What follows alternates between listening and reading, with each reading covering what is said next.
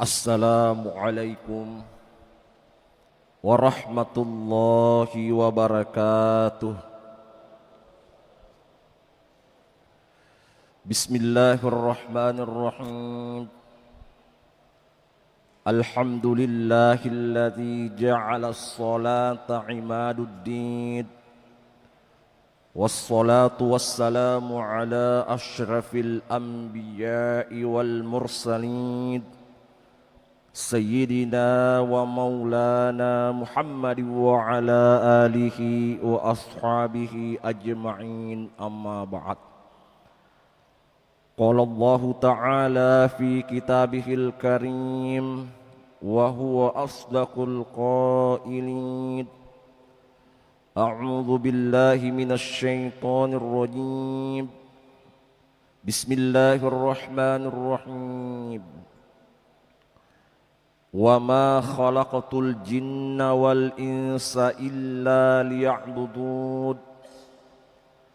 Wa qala fil hadits Rasulullah sallallahu alaihi wasallam, as-salatu miftahul jannah, sadaqallahul azim.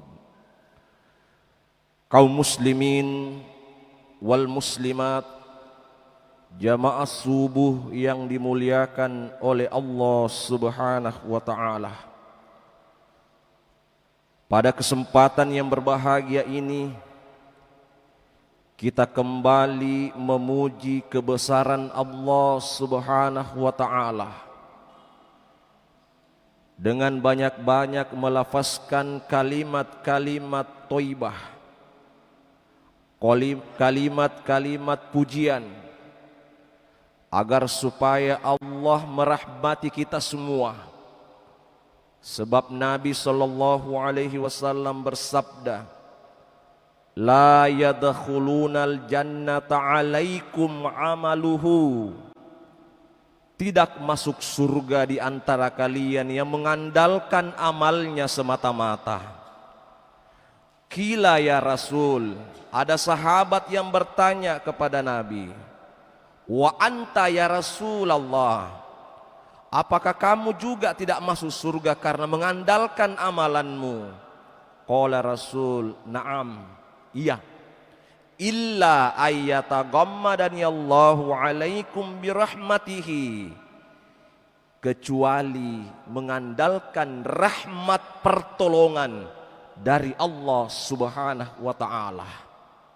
Salawat dan salam kepada junjungan, panutan kita, idola kita, ikutan kita, ialah baginda Nabiullah Muhammad sallallahu alaihi wasallam, yang pernah menyampaikan salah satu sabdanya, kullu ummati yadkhulunal jannah, semua umatku saya jamin masuk surga.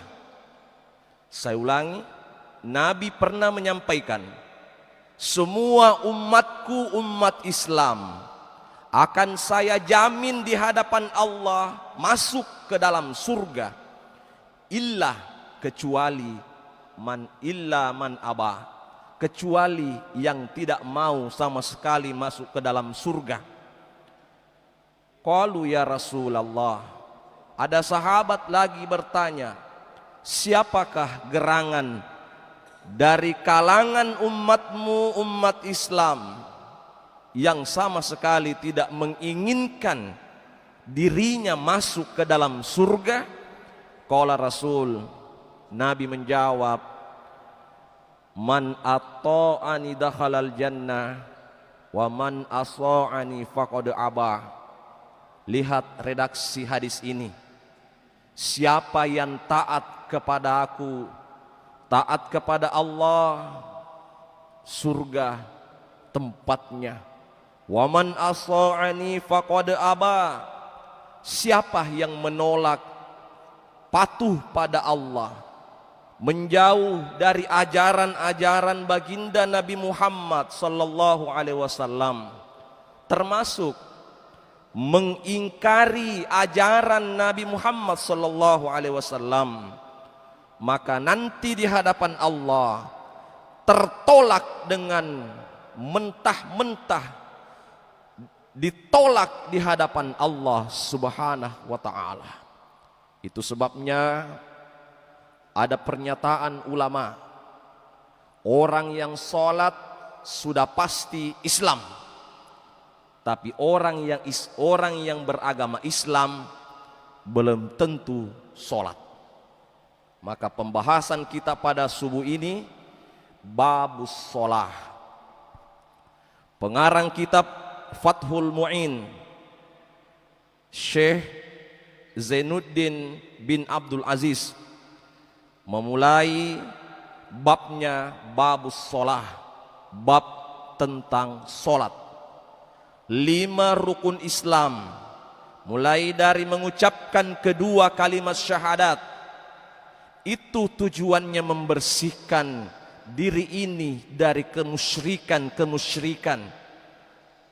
Yang kedua, melaksanakan ibadah sholat agar supaya manusia yang melaksanakan sholat dibersihkan perbuatannya dari perbuatan keji dan mungkar. Orang sholat itu dapat mencegah perbuatan keji dan mungkar. Orang yang mengeluarkan zakat mal, zakat fitrah. Di bulan Ramadan ini ada kewajiban mengeluarkan zakat fitrah. Tujuannya untuk membersihkan harta kita, yang dimana harta kita itu bergulir hartanya orang lain. Apakah zakat, infak dan sedekah? Ada haknya orang miskin di hartata, ada haknya anak yatim piatu di hartata. Kita bayangkan kalau kita memakan harta kita tanpa dikeluarkan zakat, infak dan sedekah, maka itu akan dipertanggungjawabkan nanti di pengadilan Allah Subhanahu wa ta'ala. Tidak ada berkah dalam harta kita. Perintah puasa Ramadan setiap tahunnya di bulan Ramadan ini agar supaya membersihkan emosi, syahwat, nafsu birahi kita, nafsu kerakusan kita, nafsu kesombongan kita, agar supaya jiwa dan hati ini tunduk, tawadu, tidak sombong. Maka tujuan puasa mendidik rohaninya manusia. Yang kelima, haji, agar supaya kita kembali mengevaluasi diri kita ini, agar supaya kita memuhasabah diri kita ini. Al-Hijju Arafah, haji itu simbolnya wukuf di Arafah. Tidak sah hajinya orang Islam kalau mereka tidak melaksanakan wukuf di Arafah, menandakan bahwa semua manusia sama derajatnya di sisi Allah Subhanahu wa ta'ala. Dia mau pejabat, dia orang kaya miskin, dia kulitnya putih, kulitnya hitam, kulitnya kecoklat-coklatan seperti Indonesia, semuanya sama kedudukannya di hadapan Allah. Yang membedakan, inna akramakum indallahi atqakum, orang yang paling bertakwa inilah orang yang paling mulia di sisi Allah Subhanahu wa ta'ala. Jamaah subuh yang dimuliakan oleh Allah Subhanahu wa ta'ala. Qala musannifu rahimahullahu ta'ala wa nafa'na bi'ulumihi biddarain. Babus sholah, bab tentang sholat. Hiya syar'an, menurut definisi secara syariah, aqwalun wa af'alun makhsusatun muftatahatun bitakbiri muhtatamatun bitaslimi. Sholat adalah perkataan dan perbuatan khusus Muftatahatun bit takbiri, dimulai dengan takbiratul ihram. Muhtatamatun bit taslimi, dan diakhiri dengan salam. Jadi ini dulu ya. Jadi sholat menurut syariah ada rukun qauliyah, ada yang diucapkan. Makanya 5 hal di dalam sholat itu wajib diucapkan. Pertama adalah takbiratul ihram, Allahu Akbar. Jadi kita bahas dulu sholat itu secara global. Belum kita bahas syarat sahnya sholat, rukun-rukun sholat, yang membatalkan sholat, sholat fardu, sholat sunnah. Sunnah pun terbagi-bagi, ada sunnah muakkadah, ada ghairu muakkadah, ada sunnah yang ada waktunya, ada sholat sunnah karena ada penyebabnya. Misalnya sholat gerhana matahari, sholat gerhana bulan, itu karena ada faktor X, faktor atau penyebabnya sehingga kita melaksanakan sholat. Nah, sholat 5 yang wajib diucapkan. Yang pertama takbiratul ihram. Apa ini takbiratul ihram? Kalau kita buka terjemahannya, takbir yang mengharamkan. Maksudnya kalau orang sudah takbir, haram bicara, haram makan, haram goyang, bergerak.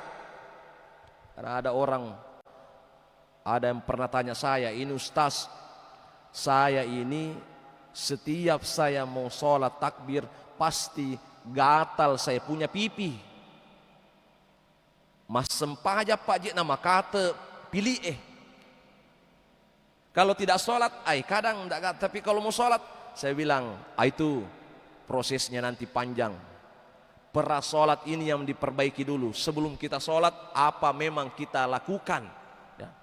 Karena kalau ayat Al-Quran mengatakan, qad aflahal mu'minuna alladzina hum fi sholatihim khashi'un. Khusyuk itu bukan berarti mengingat Allah 100%. Tidak ada ingatan kita yang melenceng. Kita bukan nabi Pak, kita bukan sahabat, kita bukan ulama.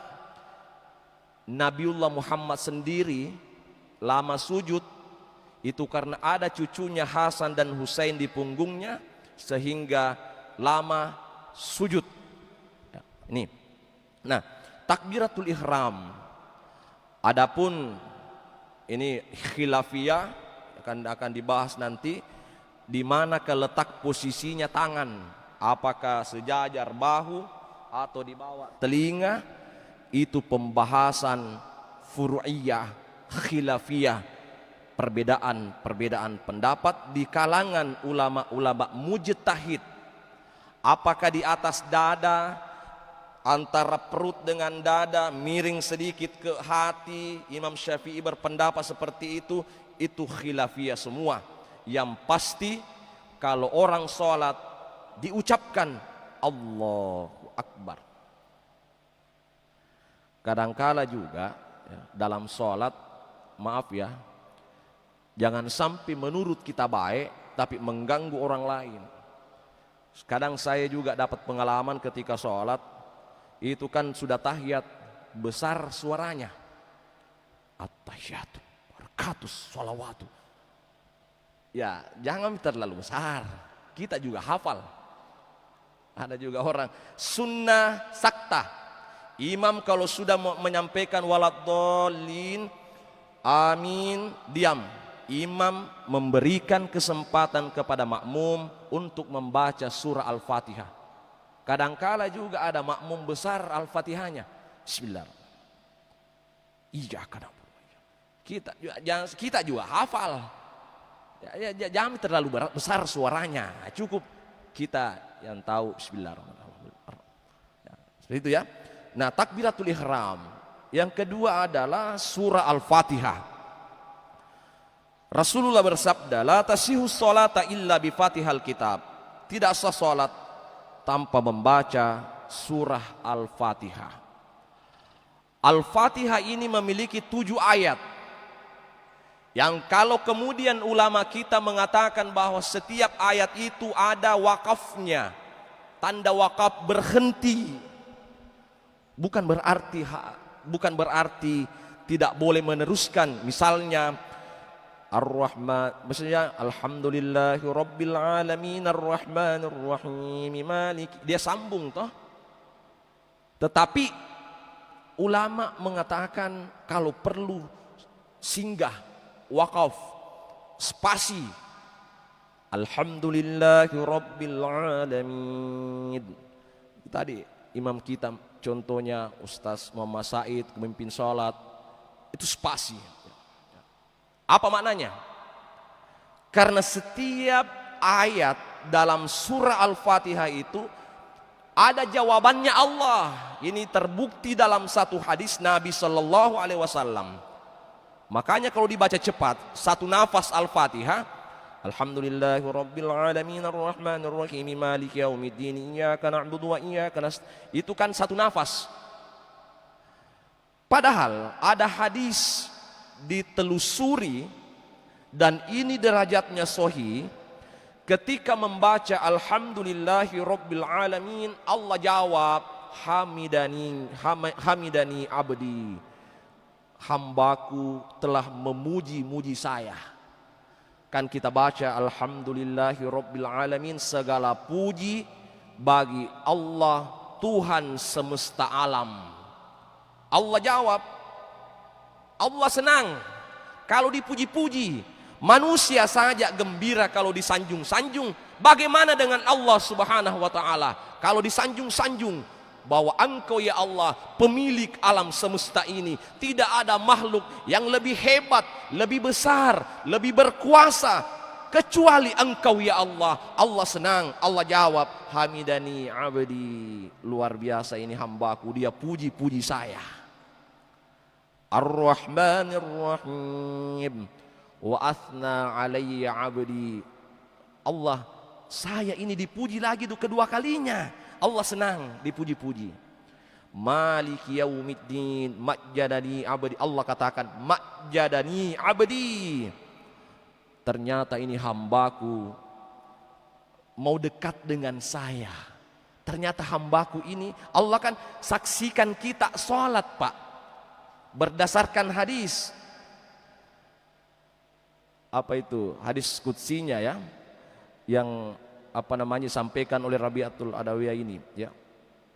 Jadi ketika kita sholat, iyyaka na'budu wa iyyaka nasta'in, hanya kepadamu lah kami menyembah dan hanya kepadamu lah kami memohon pertolongan, sampai waladolin, satu jawaban Allah di situ. Dan itu haknya kita sebagai hamba. Wali abdi ma sa'al. Bayangkan Pak, pernyataan Allah di hadis qudsinya ketika hamba menyampaikan iyyaka na'budu wa iyyaka nasta'in. Lanjut lagi, ihdinas siratal mustaqim, tunjukilah kami jalan yang lurus ya Allah. Siratal ladzina an'amta alaihim, jalannya orang-orang yang Engkau beri nikmat. Ghairil maghdubi alaihim waladdallin, bukan jalannya orang yang Engkau benci. Benci itu Yahudi. Waladdallin, bukan jalannya orang yang Kau sesatkan, Nasrani. Jadi tafsir Al-Fatihah, tafsir Al-Misbah yang dikarang oleh Andre Guruta, Profesor Muhammad Quraisyihab di Samudra Al-Fatihah, dan banyak tulisannya Prof. Quraisyihab, dan banyak tafsir-tafsir yang lain, tafsir Jalalain dan tafsir-tafsir yang lain, itu menyebutkan Nasrani dan Yahudi itu adalah kelompok yang sekarang ya, kelompok yang dibenci dan disesatkan oleh Allah Subhanahu wa ta'ala. Kita minta, maka Allah mengatakan wali abdi ma sa'al, hei hambaku, apapun yang kau minta, apapun yang kau harapkan dari saya, masa'al, aku akan berikan kepadamu, aku akan limpahkan, aku akan anugerahkan kepada kalian semua. Itulah sebabnya kepada jamaah yang dimuliakan oleh Allah Subhanahu wa taala, kalau kita melihat sejarah salat 5 waktu ini, ketika peristiwa Isra dan Mi'raj Nabi Muhammad sallallahu alaihi wasallam, kan dulu sebelum Isra Mi'raj ini itu kan salatnya para nabi-nabi terdahulu termasuk baginda Nabi Muhammad, rak'atani fil gadati wa rak'atani fil asyiyi, 2 rakaat kalau pagi, 2 rakaat kalau sore. Itu sebelum Muhammad Isra Mi'raj.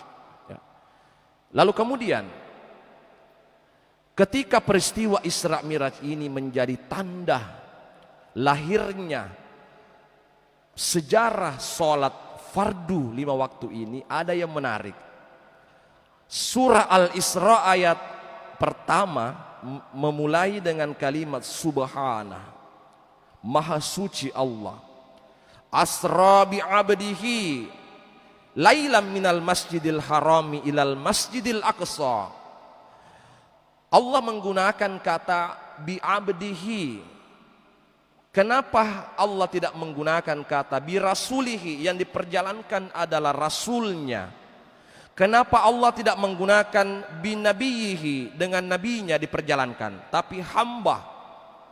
Ini menandakan jawaban ulama-ulama tafsir bahwa untuk menghubungkan kita dengan Allah, maka jadilah hamba yang sesungguhnya. Nabi Muhammad ini hamba yang akui adalah Allah. Sementara kita ini mengaku hamba, siapa yang mengakui kita sebagai hamba? Kalau bukan Allah dan kita sendiri yang tahu apakah kita sudah betul-betul hamba atau tidak. Nah, minal masjidil harami ilal masjidil aqsa. Kenapa menyebutkan masjid? Kenapa tidak menyebutkan minal makkatil mukarrama ila Palestina? Karena Masjid Al-Aqsa ada di Palestina sekarang. Kenapa tidak menyebutkan nama kampungnya, tapi menyebutkan nama masjidnya? Hanya 2 masjid Pak disebutkan dalam Al-Quran. Kalau Masjid Kuba itu tidak disebutkan, tapi ada tafsirnya, ada maknanya. Ya. Kalau saya tidak salah surat Taubah 108. La masjidun ussisa ala taqwa. Benar-benar Masjid Kuba, masjid pertama dibangun di Madinah, tapi tidak mengatakan la masjidun Kuba, tidak ada ayatnya begitu. Coba mitanya Ustaz Haidir, adakah ayatnya mengatakan la masjidun Kuba? Tidak ada namanya Kuba di dalam Al-Quran. Tapi itu yang dimaksud adalah Kuba. Tapi hanya 2 masjid disebutkan dalam Al-Quran, Masjidil Haram dan Masjidil Aqsa Palestina, yang hari ini memperjuangkan kemerdekaannya dan mereka mempertahankan hidupnya dan harga diri martabat umat Islam hari ini, agar supaya menjaga benteng terakhir, ujung tombak Islam, simbolnya ada di Palestina hari ini. Kalau Masjid Palestina sudah direbut oleh Zionis Yahudi, maka tidak ada lagi artinya kita ini di Indonesia, karena simbol Muslim sudah dikuasai oleh musuh-musuh Allah Subhanahu wa taala. Jadi kita doakan Pak, para pejuang-pejuang Hamas di sana, agar supaya mereka memperjuangkan Masjid Al-Aqsa, masjid yang pernah ditempati sholat Nabi Muhammad sallallahu alaihi wasallam, negerinya para nabi dan rasul, nenek moyangnya Nabi Ibrahim alaihissalam, Ismail alaihissalam, Yakub, Ishak, Nabi Musa alaihissalam, dan Nabi Sulaiman alaihissalam. Banyak nabi lahir di Palestina, makanya disebut Palestina adalah negerinya para nabi. Kalau di Yaman negerinya para wali Allah, kalau di Palestina negerinya para nabi. Nah, apa yang menjadi makna kenapa masjid disebut, kenapa bukan kampungnya? Jawabannya adalah yang diterima Nabi Muhammad di peristiwa Isra Mi'raj itu adalah perintah ibadah yang akan dikerjakan nanti di masjid, bukan di rumah. Ibadah sholat inilah yang akan dikerjakan di masjid, dari masjid ke masjid. Makanya kemarin saya sampaikan bahwa ada hadis, idza ra'aitumur rajula ya'tadul masjidah fashhadu lahu bil iman. Kalau ada orang yang dari masjid ke masjid dia melaksanakan sholat berjamaah, maka saksikan dia adalah orang beriman. Jamaah yang dimuliakan oleh Allah Subhanahu wa taala. Ya, sebelum saya lanjutkan, ada satu hadis Nabi Shallallahu Alaihi Wasallam yang terjemahannya seperti ini. Itu setiap kali kita sholat berjamaah, Pak, kan jelas hadisnya ya, 27 derajat perbandingannya. Maka ada malaikat memeriksa dari saf sebelah kanan dulu, karena sebaik-baiknya saf itu depan, dan yang paling afdal mana? Sebelah kanan sana. Ya. Tapi jangan juga mengkapling-kapling tempat. Itu tempatku itu. Tidak boleh juga bagi siapa yang duluan masuk masjid, tempati itu. Ada malaikat memeriksa barisan pertama. Oh, imamnya dulu, imamnya diperiksa. Makanya tidak sembarang imam, Pak. Ada kriteria-kriteria yang ada dibahas dalam ilmu fikih. Pertama, paling punya pemahaman agama. Tentu fasih bacaannya, hafalannya ada, ilmu agamanya ada. Dulu itu, Pak, di kampung-kampung, imam-imam Riolo Romai, menurut guru-guru kita di pesantren, itu rata-rata Andre Guru tak jadi imam, Pak. Itu di Baru itu imam-imam kampung tahun-tahun 50-an, tahun-tahun 60-an, 70-an, itu jebolan-jebolan dari Salemo, Pangkep, dari Asadia Sengkang, Mangaji Tudang, Pangaji kita, yang menjadi imam di kampung itu, karena yang diangkat jadi imam itu adalah orang yang paling soleh, paling bagus akhlaknya di kampung itu, Pak. Makanya diperiksa dulu imam, oh baguskah konsentrasinya. Kalau imamnya mungkin lesek-lesek paling ngerana, pindah lagi pada saf pertama, dicari siapa makmum yang paling khusyuk sholatnya. Kayak ini tidak ada di sini. Saf kedua, tidak ada juga yang konsentrasinya, banyak semua masalahnya, banyak pikirannya. Di saf ketiga ditanya, diperiksa lagi, sampai perempuan diperiksa semua. Kesimpulan malaikat berkata, ya Allah, di Masjid Baitur Rahman hanya berapa persen saja yang khusyuk dalam sholat. Allah mengatakan, terimalah semua ibadahnya, karena mereka bersungguh-sungguh datang ikhlas untuk melaksanakan sholat berjamaah. Itulah keunggulannya kita berjamaah, Pak. Ada garansi Allah.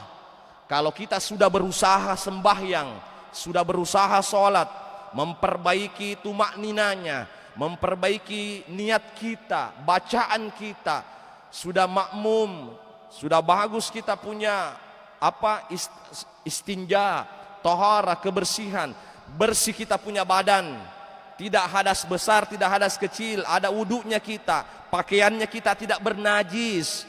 Kemudian apa lagi?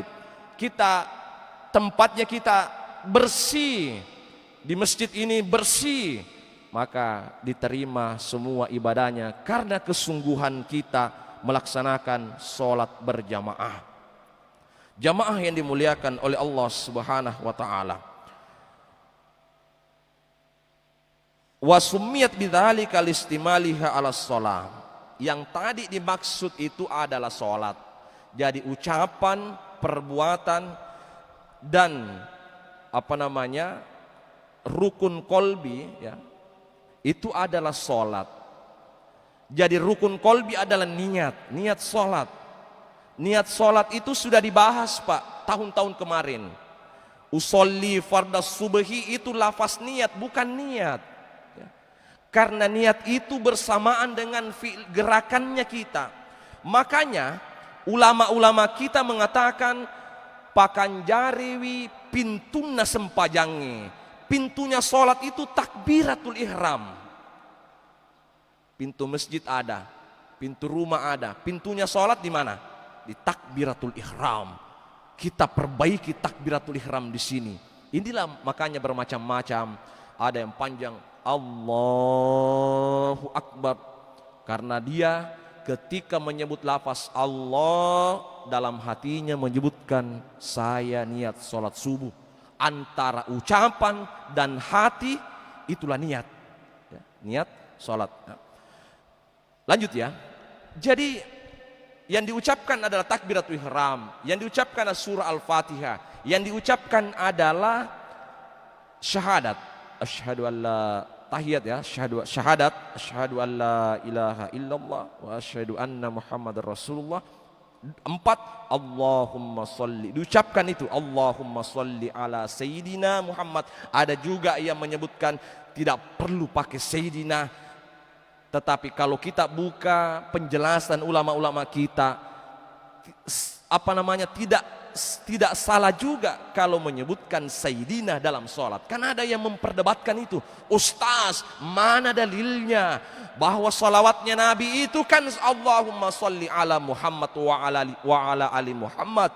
Tidak ada. Ketika ditanya Nabi, ya Rasul bagaimanakah caranya bersalawat kepadamu, Nabi menyebutkan Allahumma sholli ala Muhammad wa ala ali Muhammad. Tapi kita ini bukan berarti tidak salah kalau menyebutkan Sayyidina. Ada penjelasannya, itu sebagai penghormatan kita, adabnya kita kepada baginda Nabi ya. Makanya adab lebih dipentingkan daripada yang lain ya. Yang kelima adalah salam ya. Salam, assalam, disebutkan assalamualaikum warahmatullah, assalamualaikum warahmatullah. Cuma 5 yang diucapkan. Yang digerakkan itu kan banyak, mulai dari berdiri, ruku, sujud dan sebagainya. Ya, karena pengajian kita ini masih global ya, belum masuk pada makna-makna salat. Saya hanya menyebutkan bahwa apa sih itu sebenarnya salat. Ya, ini salat itu adalah hubungan dari kata silah, hubungan kita kepada Allah Subhanahu wa taala. Sama dengan salawat. Salawat itu kan dari kata sila juga.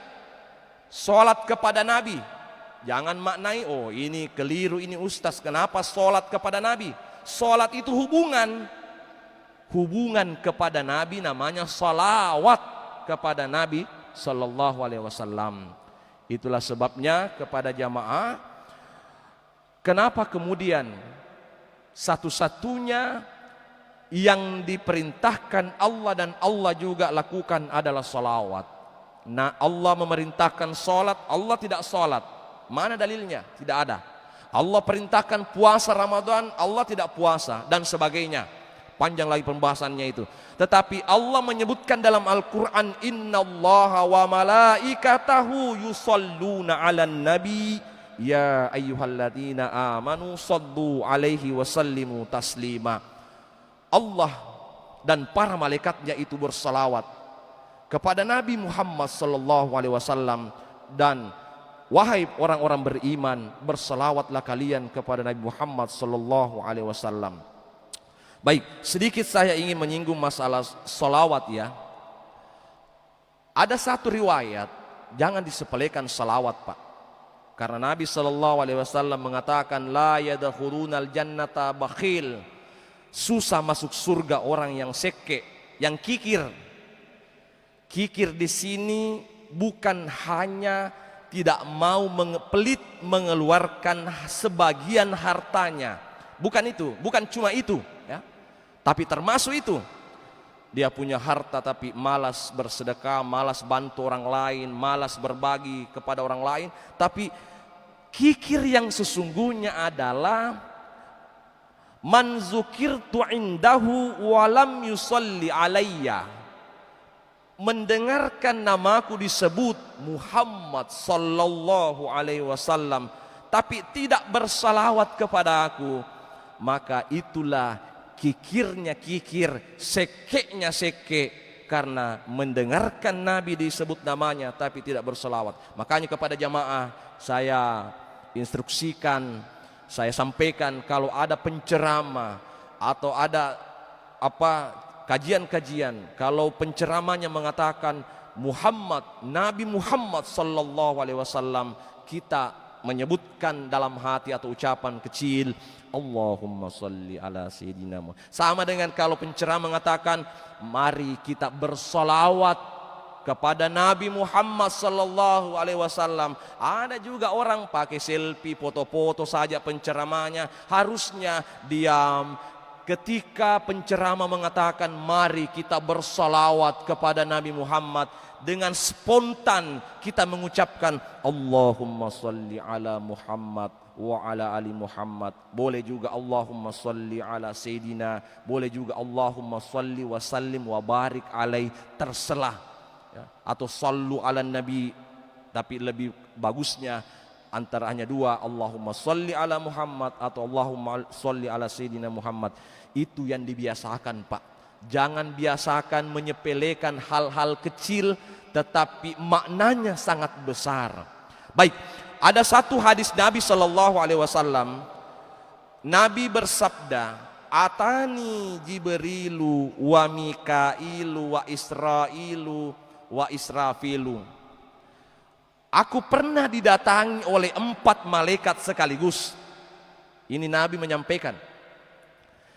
Lalu kemudian menyatakan ultimatum di hadapan saya. 4 malaikat ini mendatangi saya sekaligus, menyampaikan sebuah ultimatum, sumpah.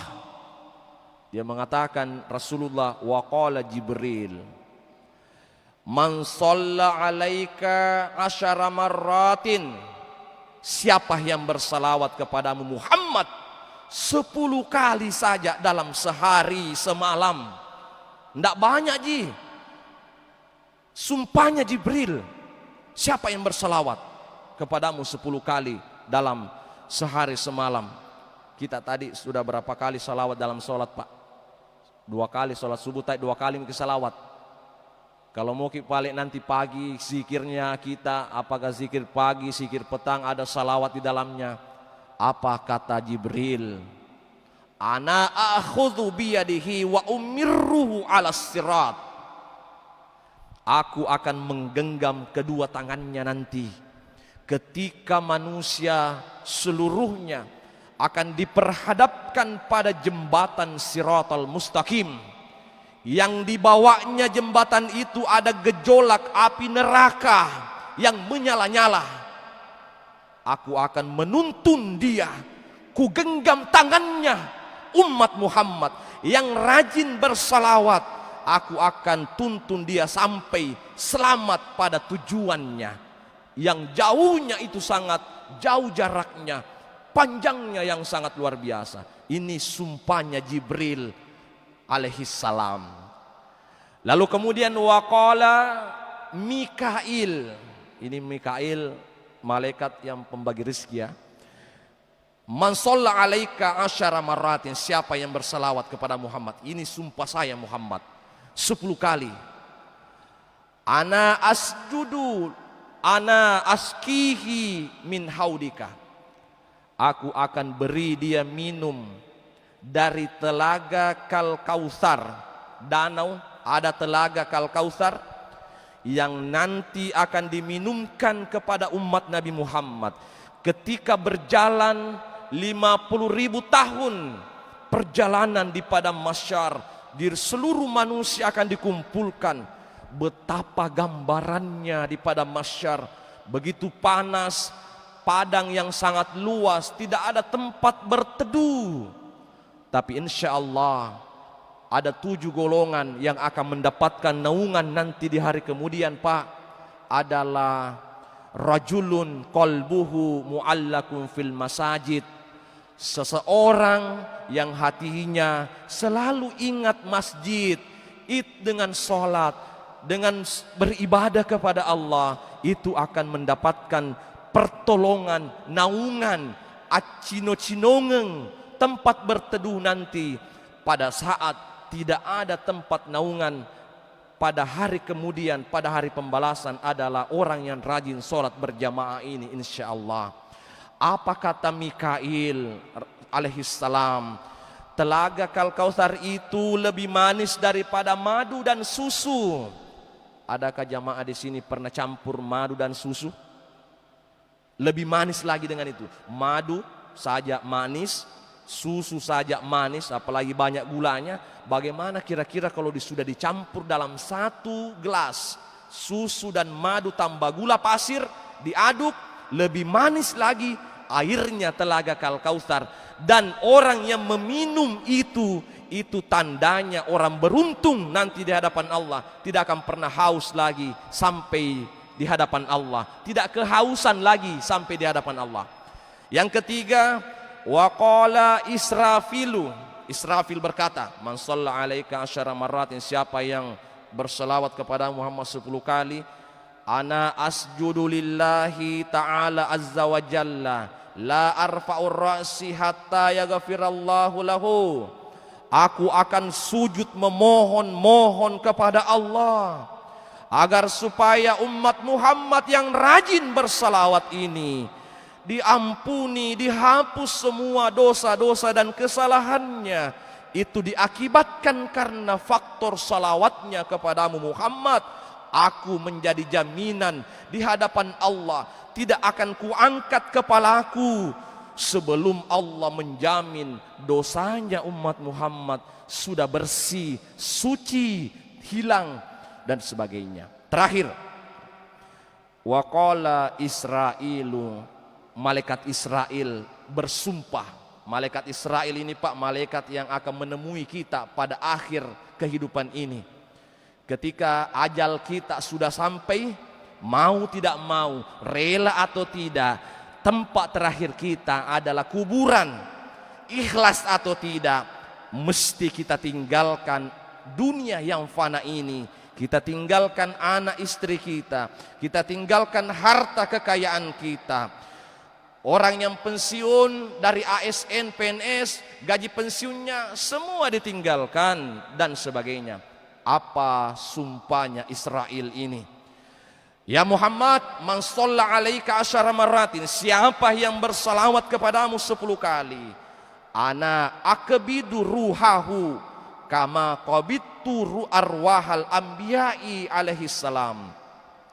Siapa yang bersalawat kepadamu 10 kali, aku akan mencabut rohnya dengan mudah, dengan nyaman, tidak tersiksa, enak, indah perasaannya, tidak merasakan sakit.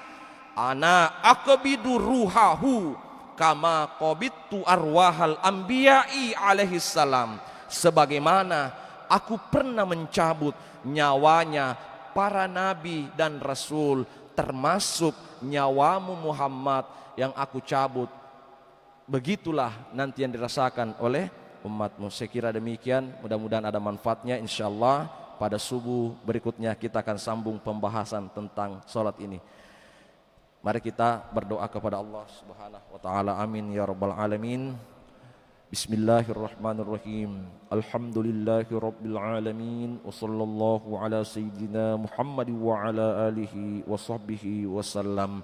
Allahumma taqabbal minna innaka antas samiul alim wa tub alaina innaka antat tawwabur rahim waghfir lana innaka antal ghafurur rahim warhamna innaka antal arhamar rahimin. Rabbi ja'alni muqimas salati wa zurriyyatina rabbana wa taqabbal du'a. Allahumma ja'al jam'ana hadza jam'an marhuma wa tafarruqana min ba'dihi tafarruqan ma'suma. Allahumma inna nas'aluka ilman nafi'an wa rizqan wasi'an wa amalan mutaqabbala. Rabbana atina fid dunya hasanah wa fil akhirati hasanah wa qina adzaban nar. Wa sallallahu ala sayyidina Muhammad wa ala alihi wa sahbihi wa sallam. Walhamdulillahi rabbil alamin. Saya kira demikian, mudah-mudahan ada manfaatnya. Assalamualaikum warahmatullahi wabarakatuh.